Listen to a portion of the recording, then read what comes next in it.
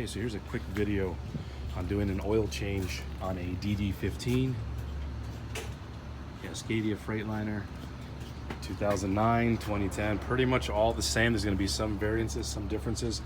First thing you're going to want to do is obviously there's your drain plug. These are actually really great to use. Let you drain it. You don't have to worry about putting in a socket, an Allen wrench, anything like that. You just flip, oil comes out.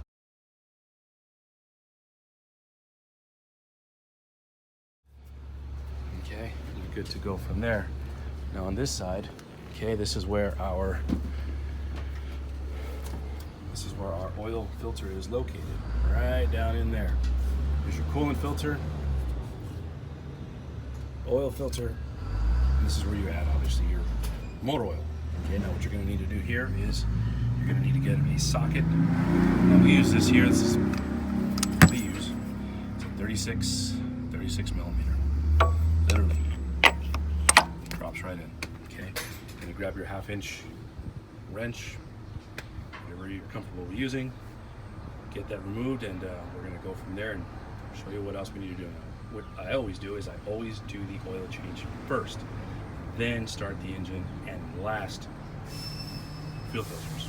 Okay, this has the fuel water separator.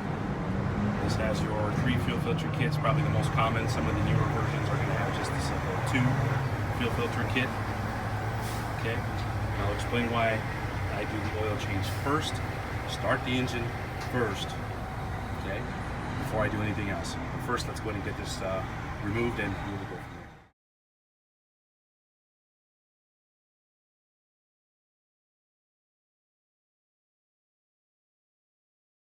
While you're doing your service, your oil change, fuel filter change, any kind of PM service, it's always good to actually pull out the air filter and take a look at it. Maybe drop it on the ground, do a little, little test that way to see how much dirt you've actually got in there. Some people actually write the mileage on when it was installed and the date. That's actually the best way. This way you know exactly how long it's been in there and when's probably the best time to change it. Now for most guys, summer, spring and summer is definitely the best time to change that air filter out. Okay, let's go ahead and pull this filter out and see when it was last out. Okay, so this air filter was changed out February 9th of this year. Okay, now that's actually, the truck right now has 781,000 miles, so that was done maybe 30,000 miles ago, a little less than that. So we're going to keep that air filter. We're still going to just double check and make sure it's no debris, it's not really dirty. We'll do a quick little drop, see how much comes out. But other than that, it's always good.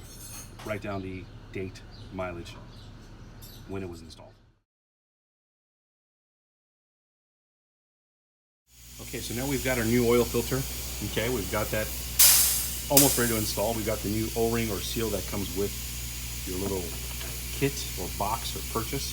Okay, now what I like to do is get a little bit of the assembly grease or assembly lube and just simply apply it around the O-ring and the seal. Not a lot, just a little, and the reason why, when you're installing it into the housing, you don't want to pinch the seal. If you pinch the seal, potentially when the guys are running down the road, you're going to get an oil leak, and the first thing he's going to do is call you and hate you for life. So anyway, a little bit of lube all the way around makes the application and the installation a lot easier. Removed, and you've got your new one ready to go. Okay, that's the inside of where it's going to get installed. Now what I like to do also is wipe it down, get all that dirt and debris out of there before you get it installed. Okay, it's a simple process. Literally drop it in. Hopefully the video can illustrate that. There you go, nice and easy. Start turning it, you're gonna feel the threads catching. Okay, at this point you can get your socket out, tying it down. The torque specs are on there. Okay, 55 nanometers, whatever that works out to be in foot-pounds, maybe 35, 40 foot-pounds. But tighten that down, torque it, and then go downstairs, make sure your drain plug's ready to go. You've got no more oil coming out of there, and add your oil. Now most DD15s will use 10 gallons.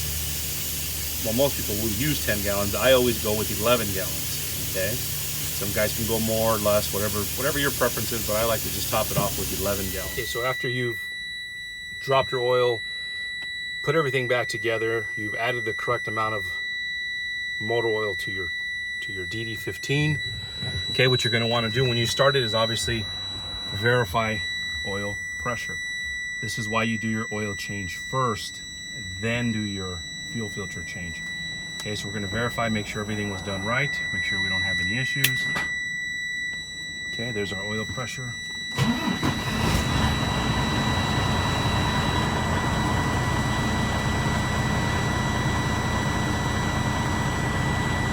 And there you go. Just a little under 60, which is fine considering temperature's a little warm at about 125, so the oil gets a little thinner, and as the oil gets thinner, your PSI will drop. That's perfectly normal. On a cold engine, you should be about, again, 60 PSI, maybe 70, 75 PSI. You know, every engine's a little different. But anyway, so oil pressure is good. Now you're good to go ahead and start your fuel filter change process. And hope this helps you guys out. So we're going to get started on that. That's going to be a separate video all in itself.